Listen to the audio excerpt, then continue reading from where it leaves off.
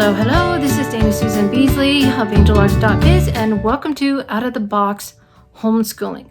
So today I want to talk about play, and I want to show you something that we do. And we do boffer swords and ditch battling. And that is something definitely very unique, but I just want to, give you this suggestion. If your student is struggling with academics, especially if they're young, like 7 or 5, 6, whatever, especially if they're boys, they learn best by action and moving. So before you ever attempt to do some sit down academics like math or reading or whatever, have them move around. Get them moving beforehand. Get them also crossing their brain. And that's why sword fighting is such a great activity. My son loves it. So, get them crossing their brain. Even do, like cross crawls where you put one hand on the opposite knee and do stuff like that, or windmills or something that will cross their brain. And then you might even have some activities where they do puzzles that help activate their brain. I know there's an app, I haven't explored it yet, but there's an app called Elevate that could help.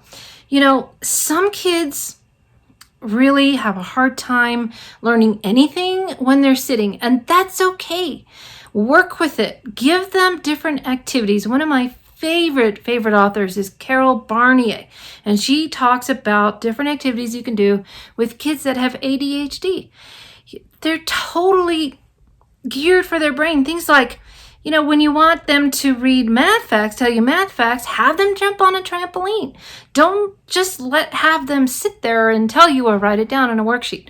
So those are some ideas that can get you from the academics sitting at a desk, because not all children learn best that way. Another thing that I did is I took the math addition facts and I drew that out on a shower curtain. And then I blew up some balloons. I put some balloons on some of the answers, and I had my son, I would call out an equation, and I had my son shoot it with an airsoft gun. He loved that. And you know what? He knows his math facts.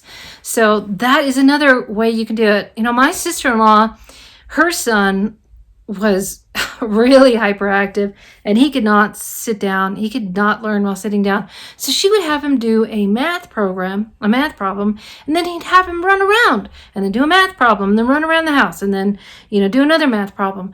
Things like that. You've just got to, as this video show is about, think outside of the box. And one of the most effective ways you can help your children is through play, through a board game like Pictionary. Balderdash is something my son loves, or Bananagrams, or Scrabble, something like that. There's so many different kinds of games, or just going out and playing physically is so important. That's why we like the sword fighting and the sparring. There's so many other ideas. So I hope that gives you some tips on how you can break out of that academic box of sitting down and doing worksheets, because there's so much more to education than that. Okay, so I just have to say that I literally wrote the book on play. My nephew helped me write it, and I have the link down below. So if you want to find out more about play, then, get this book. It'll not take you very long to read it, and it will also give you some ideas on how to play with kids, because sadly, a lot of grown-ups have forgotten. I know for me, it took me a while to get back into the groove, because I didn't have my son till I was age 31. So, that'll give you some ideas. So check out the link below. All right, so that's all. This is Dana Susan Beasley of AngelArts.biz. Together, may we reach new heights in our lives and beyond.